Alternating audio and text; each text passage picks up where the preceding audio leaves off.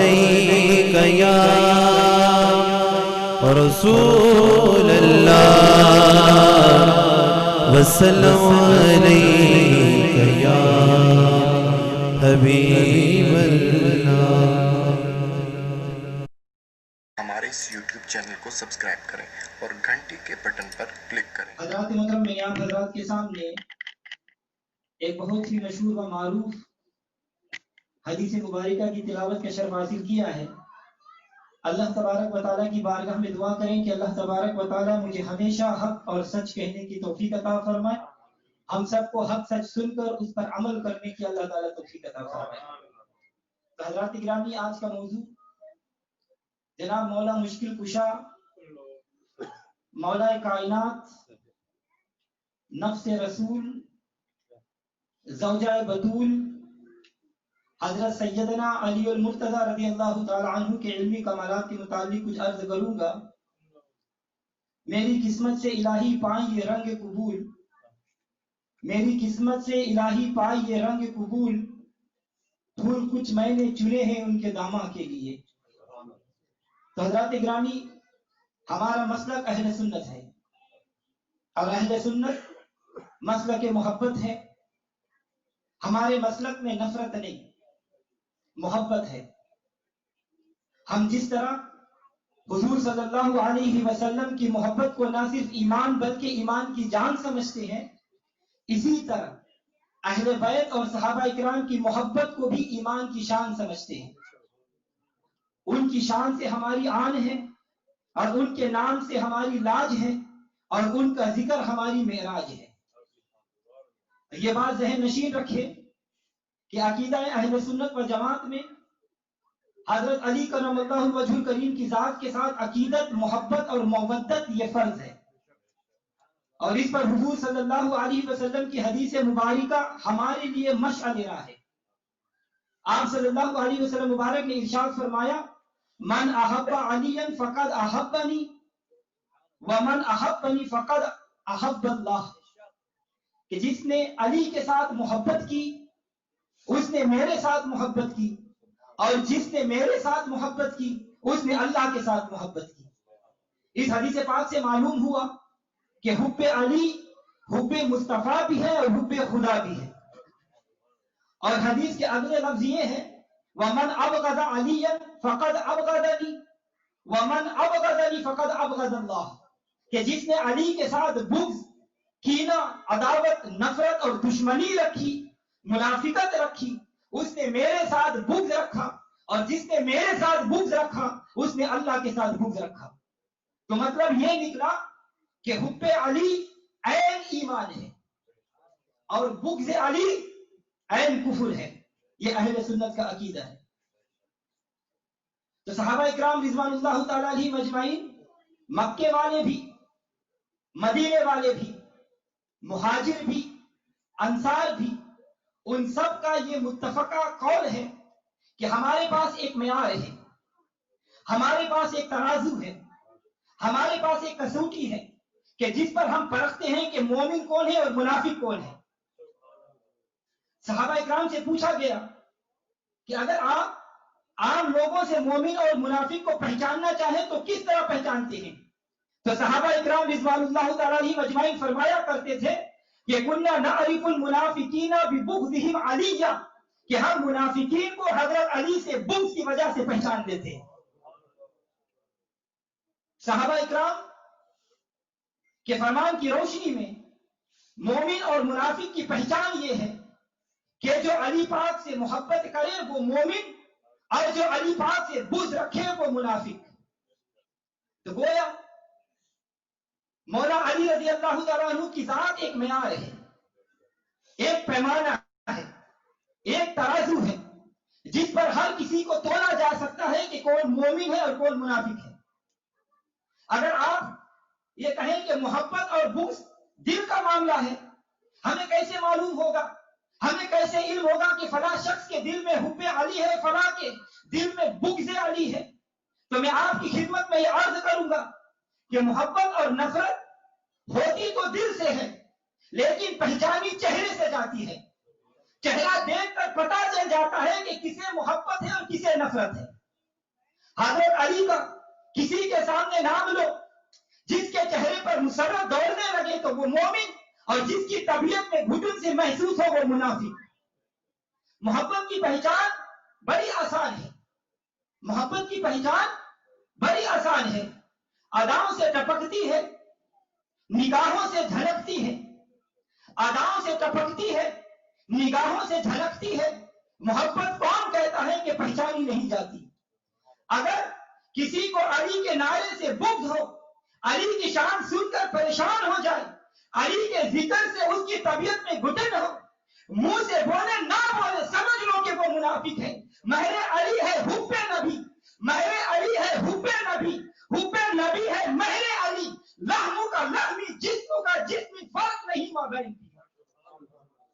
حضور نے فرمایا ان علی لحمہ لحمی و دمہ دمی، علی کا گوشت میرا گوشت ہے اور اس کا خون میرا خون ہے۔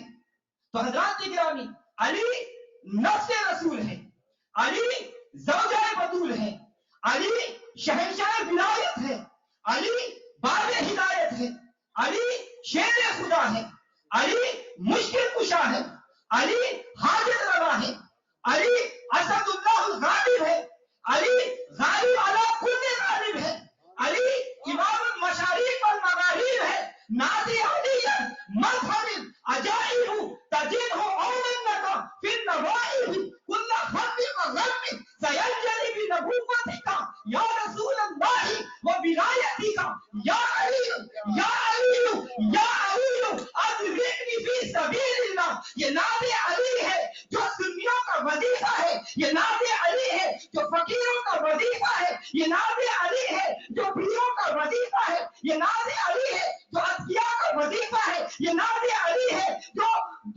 اولیاء کا وظیفہ ہے، یہ ناز علی ہے جو اذکیاء کا وظیفہ ہے۔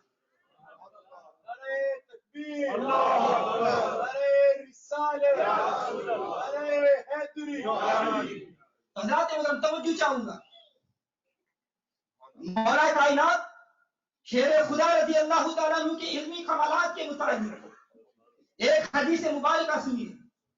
حضور صلی اللہ علیہ وسلم مبارک نے ارشاد فرمایا انا مدینۃ العلم وعلی بابھا، میں علم کا شہر ہوں، علی اس کا دروازہ ہے۔ یہ حدیث مبارکہ آپ نے بارہا سنی ہوگی، مگر اوروں کا ہے پیام اور میرا پیام اور ہے، اوروں کا پیام اور ہے، میرا پیام اور ہے، عشق درد من کا طرز کلام اور ہے۔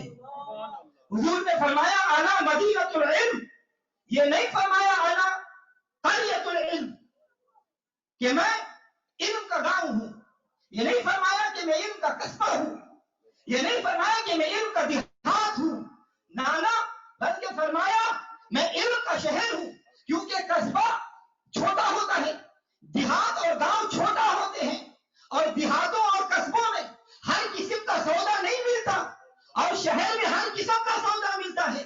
اسی لیے فرمایا کہ میں علم کا شہر ہوں، جو کچھ لینا ہو میرے پاس آ جاؤ، میں شہر ہوں، ہر شے میرے پاس ہے، ہر دولت میرے پاس ہے، جو چیز کہیں سے نہ ملے وہ میرے در سے آ کر لے لو، میں شہر ہوں، اور شہر ہوں، میں شہر ہوں، علی اس کا دروازہ۔ تو حضرات گرامی، پرانے زمانے میں یہ دستور تھا کہ شہروں کے ارد گرد چار دیواری لگائی جاتی تھی، اس کو فیصل کہتے تھے، اور اس کو اس پر ایک مضبوط دروازہ لگایا جاتا تھا کہ کوئی حملہ آور حملہ نہ کر سکے، اور جس کا جہاں سے جی چاہے شہر میں داخل نہ ہو سکے، بلکہ دروازے سے آنا پڑے۔ اگر دروازہ چھلانگ کر آئے داخل ہوگا تو اس کو مجرم قرار دیا جائے گا، وہ چور ہوگا، وہ ڈاکو ہوگا۔ حضور صلی اللہ علیہ وسلم نے شہر علم کو مضبوط حصوں میں ایمان اور اسلام کے اندر مضبوط کر دیا، اور اس کا دروازہ علی رضی اللہ تعالیٰ عنہ کو بنا دیا۔ اور یہ بات بھی قابل غور ہے کہ ہر مکان پر دروازے کی ضرورت نہیں ہوتی، ہر مکان کے اندر اگر مکان کے اندر کچھ نہ ہو تو دروازہ لگاؤ نہ لگاؤ برابر ہے۔ جس مکان کے اندر کوئی قیمتی خزانہ ہو، اس پر دروازہ لگایا جاتا ہے. جتنا قیمتی خزانہ ہوگا اتنا مضبوط دروازہ ہوگا. تو دروازہ اتنا ہلکا نہیں ہونا چاہیے کہ جس کو ہر کوئی دھکا مار کے کھول دے. اگر اندر کوئی قیمتی چیز ہو تو دروازہ مضبوط رکھتے ہیں جس کو نہ کوئی چور کھول سکے نہ ڈاکو توڑ سکے اور تالا بھی مضبوط ہو اور اس کا دروازہ بھی بڑا ہو. اب دیکھنا یہ ہے کہ شہر نبی میں کیا کیا خزانے تھے اور جن کی حفاظت کے لیے حضور نے علی کو دروازہ قرار دے دیا. تو غور کرنے سے پتا چلتا ہے کہ شہر نبی میں، شہر علم میں، شہر نبوت میں بڑے قیمتی موتی تھے. قرآن کا خزانہ تھا، ایمان کا دولت تھی، یقین اور اخلاص کا مخزن تھا. سنو، اس شہر نبی میں ابو بکر کی صداقت کے موتی تھے. اس شہر نبی میں عمر کی عدالت کے 9 لالہ تھے. اس شہر نبی میں عثمان کی شرافت کے جواہر اور یاقوت تھے. حضور صلی اللہ علیہ وسلم نے فرمایا، اے علی میرے شہر میں صدیق کی صداقت کے موتی ہے. اے علی میرے شہر میں فاروق کی عدالت کے 9 لالہ ہے. اے علی میرے شہر میں عثمان کی شرافت کے جواہر اور ہیرے ہیں. اور دروازہ بند کر ان کی حفاظت کرنا یہ تمہارا کام. اب دروازہ بند کر ان کی حفاظت کرنا علی کا کام ہے. صدیق کے توجہ چاہوں گا، آج لوگ صدیق اکبر کی صداقت پر اعتراض کرتے ہیں. تو سنو، صدیق اکبر کی صداقت پر اعتراض کرنے والوں، عمر کی عدالت میں شک کرنے والوں، عثمان کی شرافت پر تنقید کرنے والوں، ذرا سنبھل کر آؤ. ان کی حفاظت تو حضرت علی نے اپنے ذمہ لے رکھی ہے. ان خزانوں کا محافظ تو مولا علی ہے.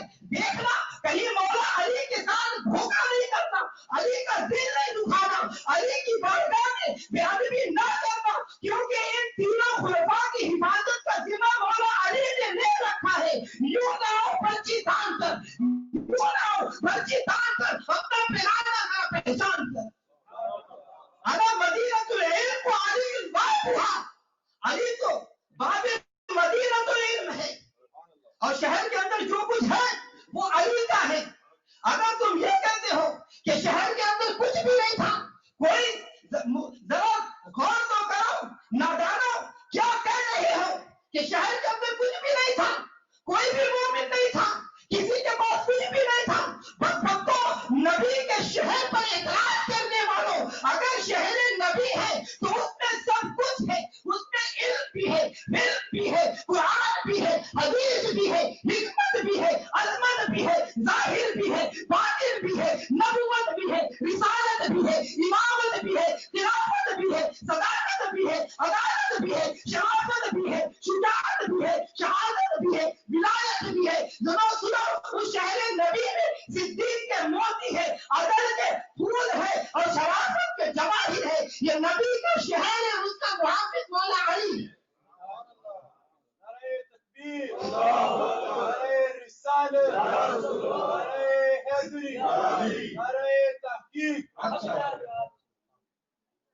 یہ جو حملہ تم کر رہے ہو یہ صدیق کے صداقت پر نہیں، توجہ چاہوں گا، عمر کی عدالت پر نہیں، عثمان کی شرافت پر نہیں، بلکہ یہ حملے علی کی ولایت پر ہیں، علی کی حفاظت پر ہیں.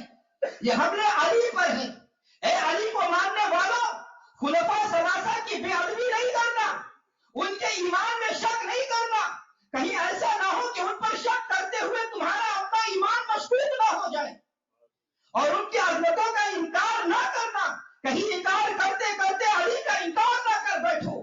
کسے خبر تھی کہ لے کر چراغ مصطفی، کسے خبر تھی کہ لے کر چراغ مصطفی جہاں میں آگ لگائی پھرنے کی پور رہے. حضور فرماتے ہیں، اعلیٰ مدینہ العلم وعلی بابھا، میں علم کا شہر ہوں، علی اس کا دروازہ ہے. تو مقصد یہ ہے کہ کوئی مسئلہ دینی ہو یا دنیاوی، کوئی بات دنیاوی ہو یا آخروی، کوئی بات فرشی ہو یا عرشی، کوئی بات مکانی ہو یا لامکانی، اگر مجھ سے پوچھنا چاہو تو پوچھ لو، کیونکہ میں مدینہ العلم ہوں. اور علی سے پوچھنا چاہو تو پوچھ لو، کیونکہ وہ باب مدینہ العلم ہے. جو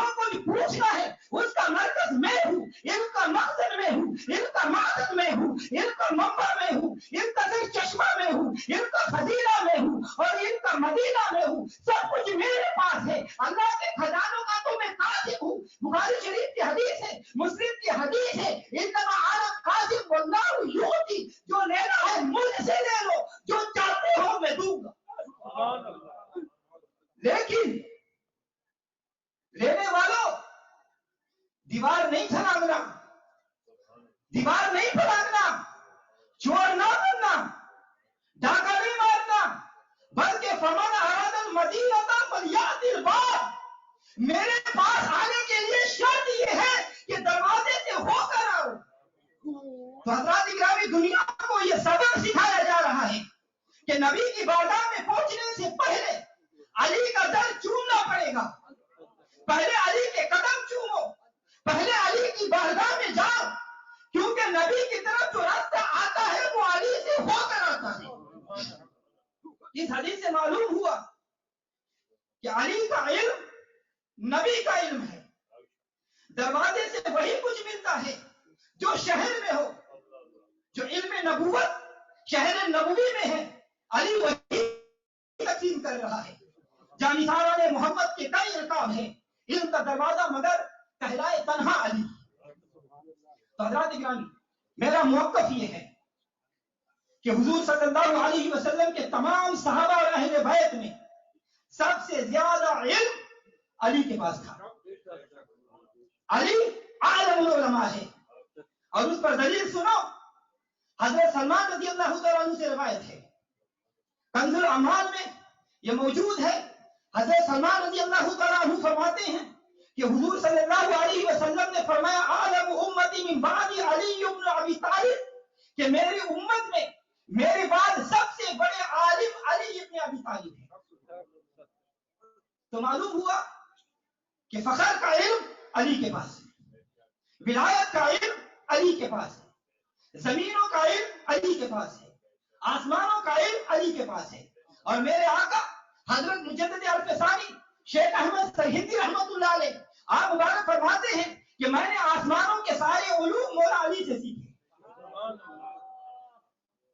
حضور صلی اللہ علیہ وسلم نے اجماع صحابہ میں سر منبر اعلان فرمایا تھا، بخاری شریف کی حدیث ہے، سلونی عما شئتم، مجھ سے جو چاہو پوچھ لو۔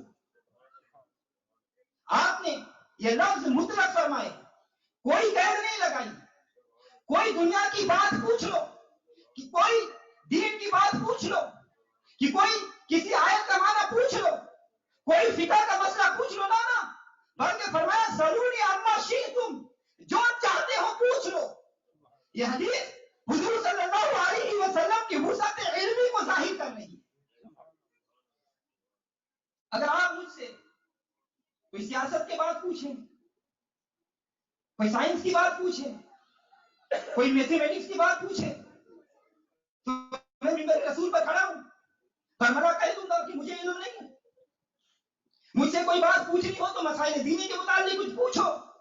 جو اس خادم نے علماء کے قدموں میں بیٹھ کر چند مسائل سیکھے ہیں، ان میں سے کوئی بات پوچھو، جو میرے علم میں ہوا میں بتا دوں گا، اور یہ بھی دعویٰ نہیں کہ سارے مسائل بتا دوں گا، نہ، لیکن یہ دعویٰ کہ جو چاہو پوچھو، جس موضوع پر بات پوچھنی ہو وہ پوچھ لو، زمین کی پوچھو، آسمان کی پوچھو، فرش کی پوچھو، عرش کی پوچھو، دنیا کی پوچھو، آخرت کی پوچھو، قبر کی پوچھو، حشر کی پوچھو، دوزخ کی پوچھ لو، جنت کی پوچھ لو، اور سب سے بڑا غیب تو خدا ہے، اور خدا کی ذات ہو یا شیونات صفات ہو یا افعال، جو پوچھنا چاہو پوچھو، میں محمد بتا دوں گا۔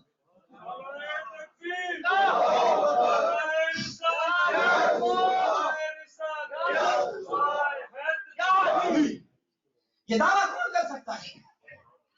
صرف محبوب خدا صلی اللہ علیہ وسلم۔ یہ دعویٰ انہیں کو جچتا ہے۔ آپ نے فرمایا سلونی عما شئتم، جو چاہتے ہو مجھ سے پوچھ لو۔ ایک صحابی تھے، ان کا نام حضرت عبداللہ ابن حذیفہ تھا۔ ان کی اصلیت پر لوگوں کو اعتراض تھا، وہ ہر وقت پریشان رہتے تھے۔ سوچا آج علم نبوت جو من پر ہے، اپنے نسب کا مسئلہ بھی حل کروا لوں۔ عرض کی یا رسول اللہ من ابی، یا رسول اللہ میرا باپ کون ہے؟ آپ صلی اللہ علیہ وسلم نے فرمایا کالا ابو کا حذیفہ۔ حضور نے فرمایا کہ تیرا باپ حذیفہ ہے. تو حضرات گرامی جس دن حضور نے فرمایا ابو کا حذیفہ کہ تیرا باپ حذیفہ ہے اور تو اپنے باپ کا بیٹا ہے, لوگ یہ غلط کہتے ہیں, تیری اصل درست ہے. جب زبان نبوت نے مہر تصدیق ثابت کر دی تو اس کے بعد کسی شخص کی مجال نہ رہی کہ ان کی اصلیت پر اعتراض کر سکے. نبی نے اپنے صحابی کی عزت محفوظ کر لی. اس حدیث صحیح سے ثابت ہوا کہ حضور غیب جانتے ہیں. صحابہ کا بھی یہی عقیدہ تھا, تبھی تو پوچھ رہے تھے کہ یہ غیب کی باتیں بتائیں گے. ان کا ایمان تھا کہ حضور میری اصل بھی جانتے ہیں. تو پھر معلوم یہ ہوا کہ حضور کو غیب دان وہی مانتے ہیں, حضور کو غیب دان وہی سمجھتے ہیں جن کی اصل نہیں. اب مدینہ منورہ میں حضور صلی اللہ علیہ وسلم کی مجلس میں کچھ منافق لوگ بھی گھس جایا کرتے تھے. ایک منافق شخص تھا, اس نے عذرائے مذاق کہا کہ دیکھو جی, یہ محمد اپنے غلاموں کو اکٹھا کر کے اپنی غیب کے دعوے کر رہا ہے معاذ اللہ. اس منافق کے دل میں یہ تھا کہ آج میں اس کے غیب کا کھاندہ کھولوں گا. کتنا بدبخت تھا وہ شخص, کتنا بدبخت تھا وہ شخص جس کا حضور کے علم غیب پر اعتراض تھا. وہ بے ایمان سامنے آ گیا اور کہنے لگا کہ آپ ہر شے بتا سکتے ہیں. حضور صلی اللہ علیہ وسلم نے فرمایا کہ ہاں. تو اس نے کہا کہ مجھے بتاؤ میں جنتی ہوں یا جہنمی ہوں. فوراً میرے نبی صلی اللہ علیہ وسلم کی زبان سے نکلا کہ تو جہنمی ہے. اس بدبخت نے اپنی جہنمی کی مہر حضور صلی اللہ علیہ وسلم سے لگائی, شرمندہ ہو کر بھاگ گیا. حضور ہر کسی کو جانتے ہیں کہ کون جنتی ہے, کون جہنمی ہے, کون سخی ہے, کون سعید ہے, کون خوشبخت ہے, کون بدبخت ہے. تو اس حدیث میں یہ بھی آتا ہے کہ ایک صحابی نے سوال کیا کہ یا رسول اللہ, ہم صرف جنت اور دوزخ تک کی بات پوچھیں یا اس سے آگے کی بات پوچھ لیں؟ تو میرے آقا نے فرمایا اس کے بعد جو ہوگا وہ بھی پوچھ لو, میں سب بتا دوں گا. تو حضرات گرامی, میں نے احادیث کا مطالعہ کیا, لیکن آج تک میں نے کسی کتاب میں یہ مسئلہ نہیں پڑھا اور نہ ہی کسی عالم سے سنا کہ سابقہ انبیاء و رسول میں سے کسی نے بھی یہ دعویٰ کیا ہو جو دعویٰ حضور صلی اللہ علیہ وسلم نے فرمایا. تو آئیے دیکھتے ہیں ایک اور روایت جسے عظیم مفسر قرآن علامہ اسماعیل حقی رحمۃ اللہ علیہ حنفی تفسیر روح البیان میں تحریر فرماتے ہیں کہ مولا علی کے دور میں جب منافقین نے حضور صلی اللہ علیہ وسلم کے علم غیب پر اعتراض کیا اور آپ کو جب علم ہوا تو آپ نے شہر میں منادی کرا دی. اہل مدینہ مسجد نبوی میں اکٹھے ہو گئے, صحابہ بھی آ گئے, تابعین بھی آ گئے, مومنین بھی آ گئے, منافقین بھی آ گئے, اپنے بھی آ گئے, بیگانے بھی آ گئے, وفادار بھی آ گئے, غدار بھی آ گئے, اقرار والے بھی آ گئے, انکار والے بھی آ گئے, اعتراض کرنے والے بھی آ گئے, اعتراض کرنے والے بھی آ گئے, تائید والے بھی آ گئے. آپ منبر نبوی میں تشریف فرما ہے. ایک روایت میں آتا ہے کہ آپ اس حال میں منبر پر تشریف فرما ہے کہ سر پر نبی صلی اللہ علیہ وسلم کا امامہ ہے اور انگلی میں نبی صلی اللہ علیہ وسلم کی انگوٹھی ہے اور اپنے جسم پر زرائے رسول پہنا ہوا ہے. تو آپ نے فرمایا کہ اے میرے نبی کے علم پر اعتراض کرنے والوں, میں نبی نہیں میں علی ہوں. اے میرے نبی کے علم پر اعتراض کرنے والوں, میں رسول نہیں میں امتی ہوں. اے میرے نبی کے علم غیب پر اعتراض کرنے والوں, میں پیغمبر نہیں میں حیدر ہوں. میں علم کا شہر نہیں میں دروازہ ہوں. آج میں اعلان کرتا ہوں, سلونی مجھ سے جو چاہو پوچھ لو میں بتا دوں.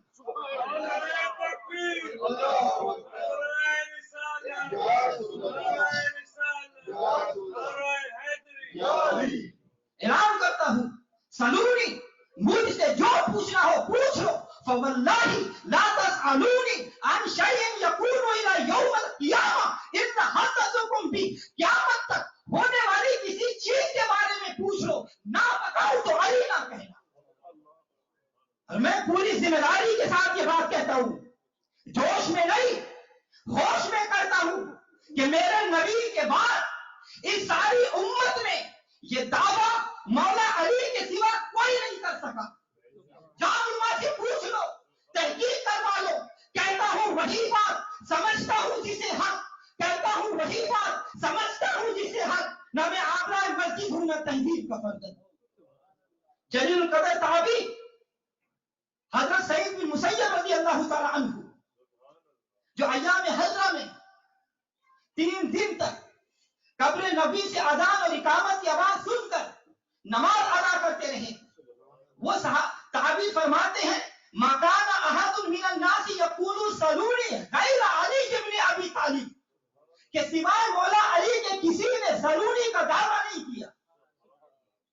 तो हज़रत इकरामी इस बात को भी जहन नशीन कर ले, तवज्जो चाहूंगा, इस बात को जहन नशीन कर ले कि ये मौला अली की फजीलत इल्मी है, फजीलत अलल इतलाक नहीं। हमारा अहले सुन्नत का अकीदा ये है कि इस उम्मत में अलल इतलाक फजीलत सैयदना सिद्दीक अकबर रज़ी अल्लाह तआला अन्हु को हासिल है, और इस मसले पर कोई बहस नहीं। क्योंकि बाद लोग इस फजीलत इल्मी को सुनकर परेशान हो जाएंगे और ये कहेंगे कि देखो मौलाना ने मौला अली को आलम कहकर उन्हें सब सहाबा से अफजल करार दे दिया। बात ये नहीं, इतना जरूर कहूंगा कि मौला अली की फजीलत इल्म में कोई सहाबी आपका मुकाबला नहीं है, लेकिन ये आपकी फजीलत कुल्ली नहीं बल्कि फजीलत जुज़वी है। ये सिर्फ आपकी फजीलत इल्मी है, क्योंकि इस उम्मत में ये दावा सलूनी मौला अली ने किया है।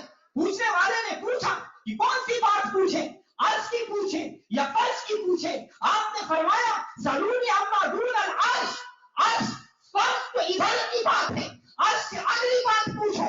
इमाम अब्दुल रहमान तफूरी रहमतुल्लाह अलैह ने अल्लामा नस्वी रहमतुल्लाह अलैह के हवाले से ये लिखा है कि आप कभी ये इशार फरमा ही रहे थे कि जिब्रील अमीन सूरत बशीर में आ गए और पूछा, ऐ अली इन्न कुंत सादिकन फाखबिरनी ऐना जिब्रील, ऐ अली अगर आप इस दावे में सच्चे हैं तो ये बताएं कि इस वक्त जिब्रील कहाँ है? तो रिवायत में ये आता है, फनज़र इला समाई यमीनन व शिमालन सुम्मा इला अर्दी कज़ालिक, मौला अली ने पहले आसमान की तरफ देखा, फिर जमीन की तरफ देखा, फिर दाएं देखा, फिर बाएं देखा और फरमाया मैंने सिदरा देखा, मैंने तख्त सरा देखा, मैंने फौक समा देखा, मैंने अर्श आला देखा, मैंने मशीद देखा, मैंने मगरिब देखा, मैंने शुमाल देखा, मैंने जुनूब देखा, मैं ऊपर देखा, मैं नीचे देखा, मैं दाएं देखा, मैं बाएं देखा, जन्नत के दर्जात को देखा, आसमानों के तबकात को देखा कि जिब्रील कहीं सितारा बनकर आसमान पे लटक ना गया हो, जिब्रील कहीं कतरा बनकर समुद्र में उतर ना गया हो, जिब्रील कहीं जर्रा बनकर तैरा में झोंक ना गया हो, जिब्रील पत्ता बनकर किसी दरख्त में चढ़ ना गया हो। मैंने 14 तबक कायनात देखी, मां वजदतु फी समाई अर्द, मगर जमीन व आसमान में किसी तरह जिब्रील नजर नहीं आया। वल्लाहु अन्ता है सवाल करने वाले, यकीनन तुम ही जिब्रील होगा।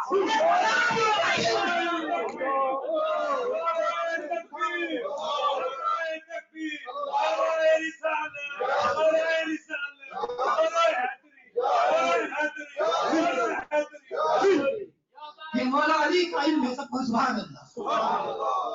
अब मैं एक बात कहता हूं कि इस पूरी कायनात में अव्वलीन से लेकर आखिरीन तक, अब से लेकर क़यामत तक खुदा की सारी खुदाई में सिर्फ 2 हस्तियां हैं जिन्होंने ये दावा किया है, वो मोहम्मद मुस्तफा है या अली मुर्तजा है।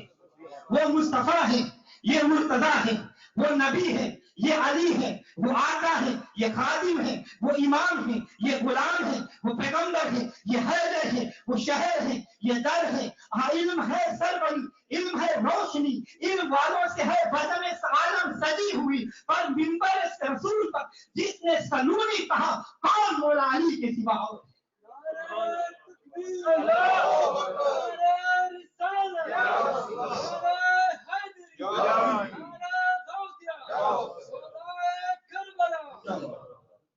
حضرات گرامی، حضور صلی اللہ علیہ وسلم کی حدیث مبارکہ سنیے. آپ نے ارشاد فرمایا کہ تمام آسمانی کتابوں کے علوم قرآن میں ہے. قرآن کے سارے علوم سورہ فاتحہ میں ہیں. سورہ فاتحہ کے سارے علوم بسم اللہ میں ہیں. بسم اللہ کے سارے علوم بسم اللہ کے با میں ہیں. اور بسم اللہ کے با کے سارے علوم بسم اللہ کے با کے نیچے جو نقطہ ہے وہ ہے، اس میں ہے. اور مولا علی رضی اللہ تعالیٰ عنہ آپ مبارک فرماتے ہیں تفسیر روح البیان میں ہے انا نقطۃ تحت البا، بسم اللہ کے با کے نیچے جو نقطہ ہے وہ میں. سبحان اللہ. گویا تمام آسمانی کتابوں کے علوم قرآن میں درج ہے. قرآن کے سارے علوم سورہ فاتحہ میں، فاتحہ کے سارے علوم بسم اللہ میں، بسم اللہ کے سارے علوم بسم اللہ کے با میں، با کے سارے علوم با کے نقطہ میں، اور وہ نقطہ مولا علی رضی اللہ تعالیٰ عنہ ہے. تو معلوم ہوا کہ تمام آسمانی علوم، تمام صحائف کے علوم قرآن مولا علی رضی اللہ تعالیٰ عنہ کی ذات میں موجود ہے. اب غور فرمائیے، مولا علی شیر خدا رضی اللہ تعالیٰ عنہ فرماتے ہیں کہ با کے نیچے جو نقطہ ہے وہ میں ہوں. آپ نے با کے نیچے جو نقطہ ہے کیوں فرمایا کہ میں ہوں؟ اس پر بہت سے وجوہات ہیں. مفسرین، صوفیاء اکرام، علماء اکرام نے لکھا ہے. میں صرف ایک بات کہتا ہوں کہ آپ نے اپنی ذات کو با کا نقطہ اس لیے قرار دیا کیونکہ علم نحو کا یہ اصول ہے. علم نحو کا یہ اصول ہے الباء للالصاق والاتصال. با الصاق کے لیے آتی ہے اور اس کا معنی ملانا. یوں تو با کئی معنوں کے لیے استعمال ہوتی ہے. ایک معنی الاتصاق والاتصال ہے، یعنی با ملانے والی ہے. تو آپ فرماتے ہیں کہ با کا نقطہ میں ہوں، تو آپ کے اس ارشاد گرامی کا مطلب یہ ہوا کہ میں بندوں کو خدا سے ملانے والا ہوں. یہی وجہ ہے کہ مولا علی رضی اللہ تعالیٰ عنہ تمام سلاسل طریقت کے امام ہیں. ہمارا اہل سنت کا موقف یہ ہے کہ ولایت مولا علی شیر خدا کی محبت اور غلامی کے بغیر نہیں ملتی.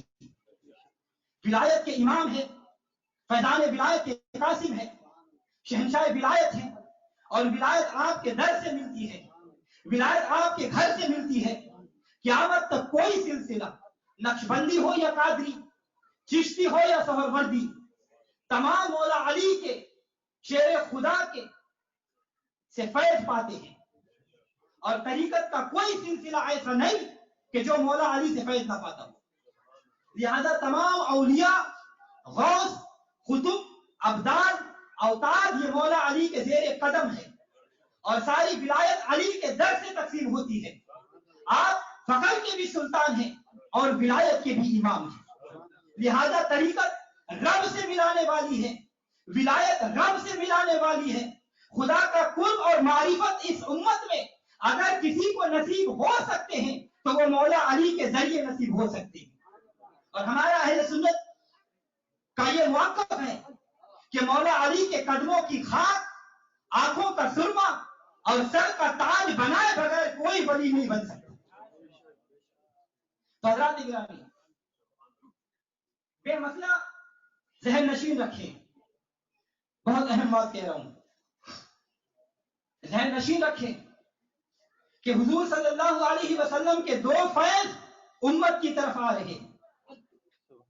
حضور صلی اللہ علیہ وسلم دو نسبتوں سے ہمیں نواز رہے ہیں. ایک نسبت نبوت، دوسرا نسبت ولایت.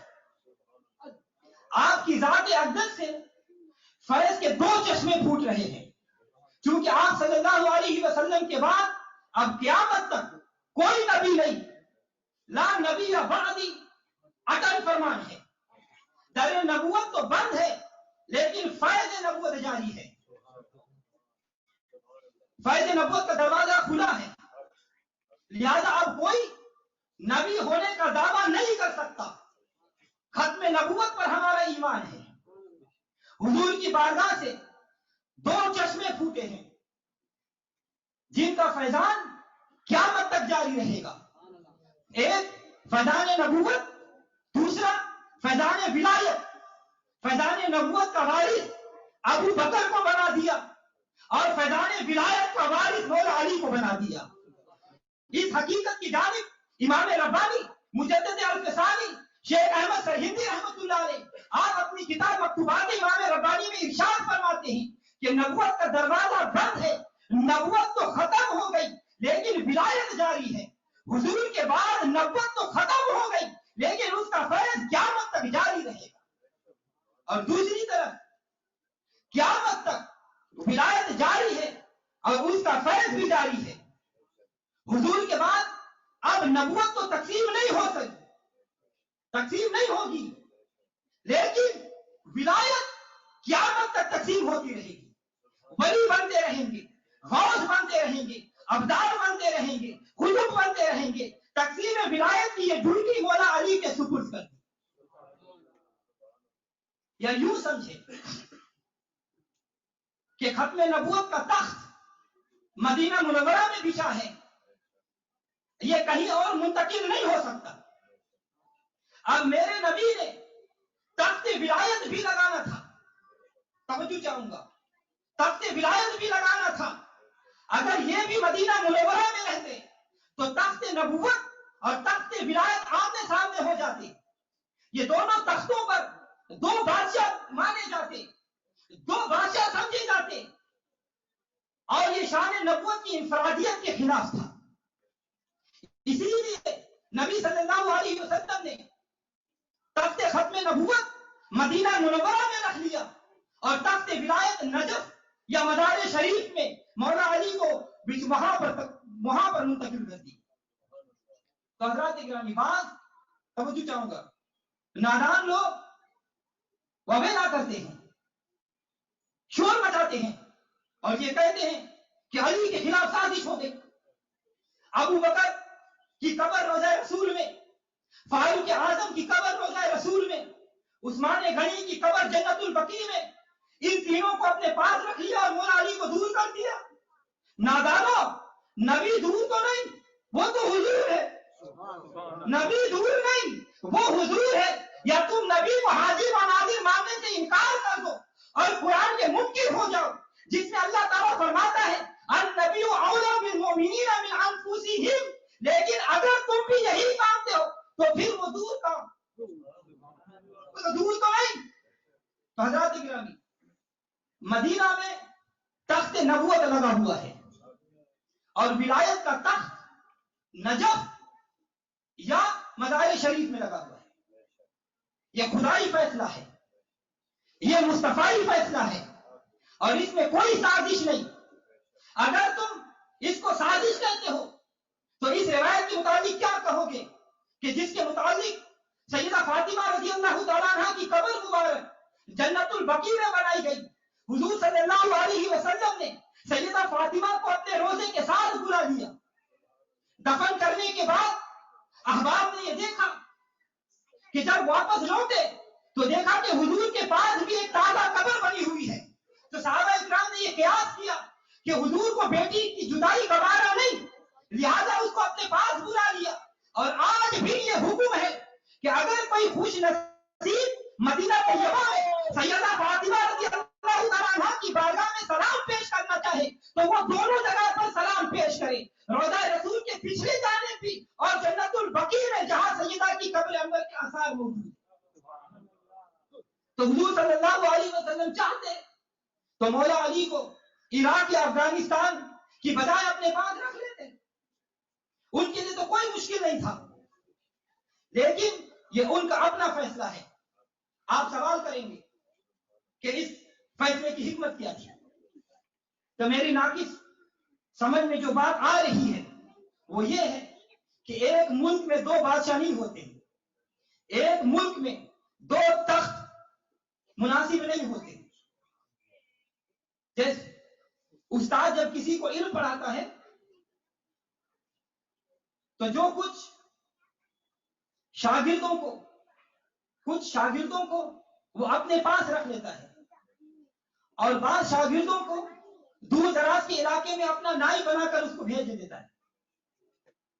یا استاد کی مرضی ہے کہ جس شاگرد سے اپنا خاص کام لینا ہو اپنا معاون بناتا ہے تو اس کو اپنے پاس رکھ لیا کرتے ہیں, اور جس شاگرد سے دنیا کا کام لینا ہو ان کو علیحدہ بھیج کر کسی خاص مقام اور منصب پر بٹھا دیتے ہیں کہ جا اب تیری حکومت دنیا پر عام ہوگی. اگر مولا علی بھی مدینہ میں رہتے تو جس طرح حضرت ابو بکر, حضرت عمر, حضرت عثمان رضی اللہ تعالیٰ عنہ ہے تو علی تقسیم ولایت کا کام نہیں کر سکتے, کیونکہ بادشاہ کی موجودگی میں وزیر اپنا اختیار استعمال نہیں کر سکتے, استاد کی موجودگی میں شاگرد اپنا علمی جواہر نہیں دکھا سکتے, پیر کی موجودگی میں مرید اپنے روحانی کمالات نہیں دکھا سکتے, شیخ کی موجودگی میں خلفاء اپنی کرامت ظاہر نہیں کر سکتے, کیونکہ یہ خلاف ادب ہے. اگر ایسا کریں گے تو بے ادب شمار ہوں گے. مرید کے پاس کوئی آئے بھی تو وہ کہے کہ حضور حضرت کے پاس جائیں, ایسا ہے.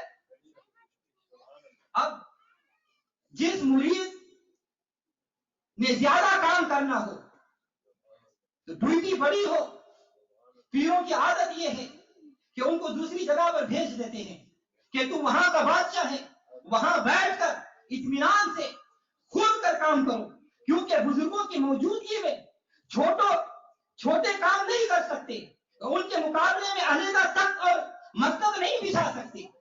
اسی طرح مولا علی رضی اللہ تعالیٰ عنہ نے اپنی ولایت کے جواہر دکھانے تھے. انہوں نے دنیا میں ولایت کو جگمگانا تھا, ولایت کا سکہ جمانا تھا, ولایت کا فیض تقسیم فرمانا تھا. انہوں نے غوث, قطب, ابدال, اوتاد بنانے تھے. اگر حضور صلی اللہ علیہ وسلم کے پاس رہتے تو آپ کی موجودگی میں علی کھل کر کام نہیں کر سکتے, کیونکہ آپ کا عذاب مانے رکھتا. اسی لیے حضور نے فرمایا, اے علی تیرا تخت ولایت عراق یا افغانستان میں بچھاتا ہوں, تو وہاں کھل کر ولایت کا بادشاہ بن کر قیامت تک فیضان ولایت کو تقسیم کر. یہ راز تھا, اس راز کو یار لوگوں نے سازش سمجھ لی, حالانکہ یہ قدرت کی منشا اور نبی کا فیصلہ تھا.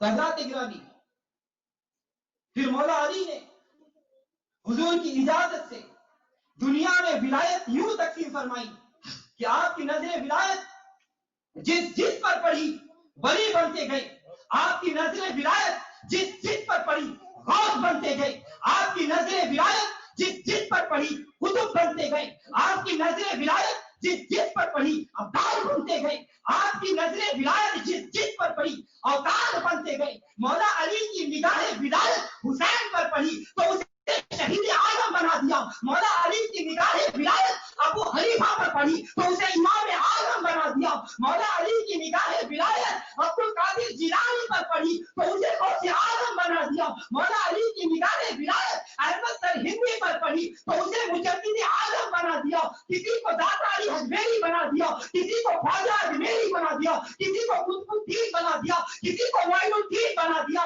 کسی کو نقشبند بہاؤالدین بنا دیا, کسی کو فرید الدین بنا دیا, کسی کو نظام الدین بنا دیا, کسی کو اخندزادہ امام خراسانی بنا دیا, اور کسی کو سید احمد علی شاہ. اللہ اکبر, یا رسول اللہ, یا رسول اللہ,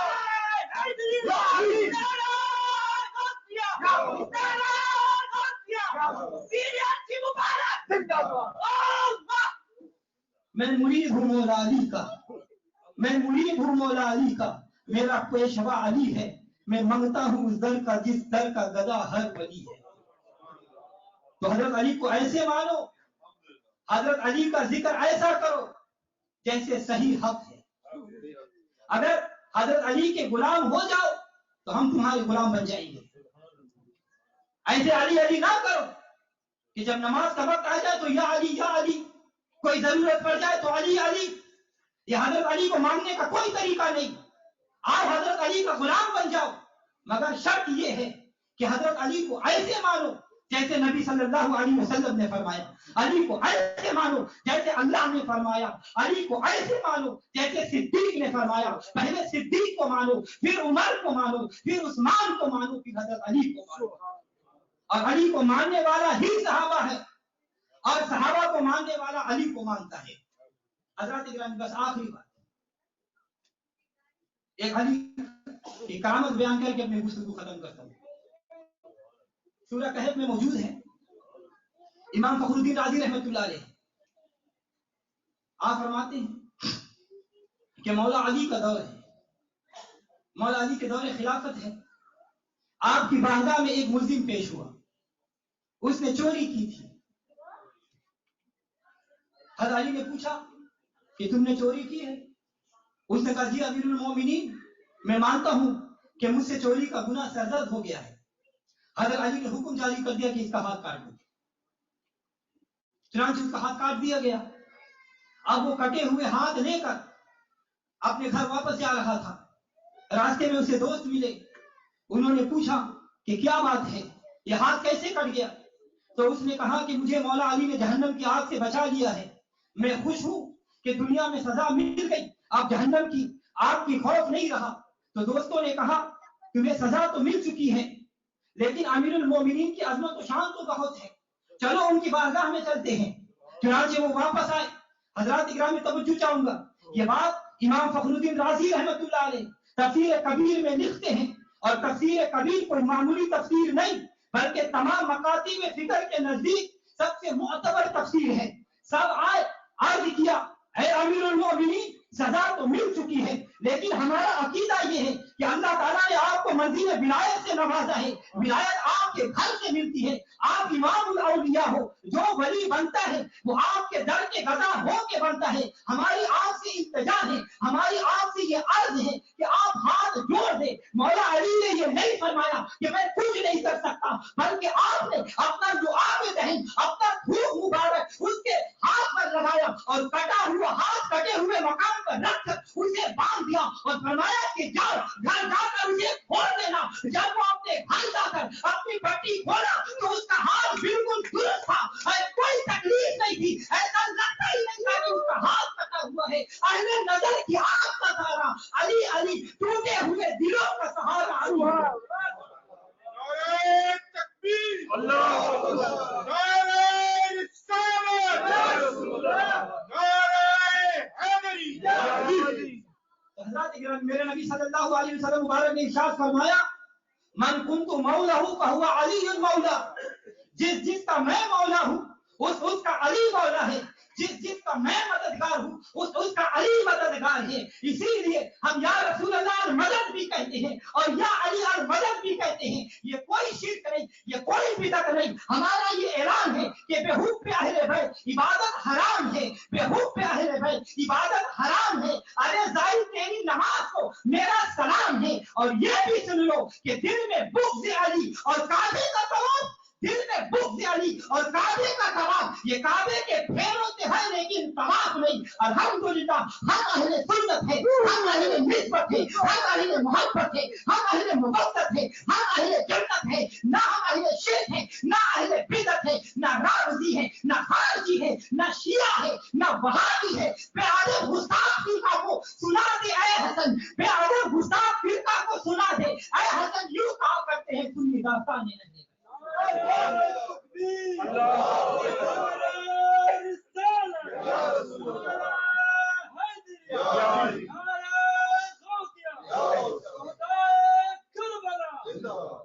حضرات گرامی بس آخر میں ایک منقبت مولا علی کی بارگاہ میں عرض کرتا ہوں, آپ حضرات ساتھ میرے ساتھ مل کے پڑھیں تاکہ ہمارے سب کا نام اس میں آ جائے.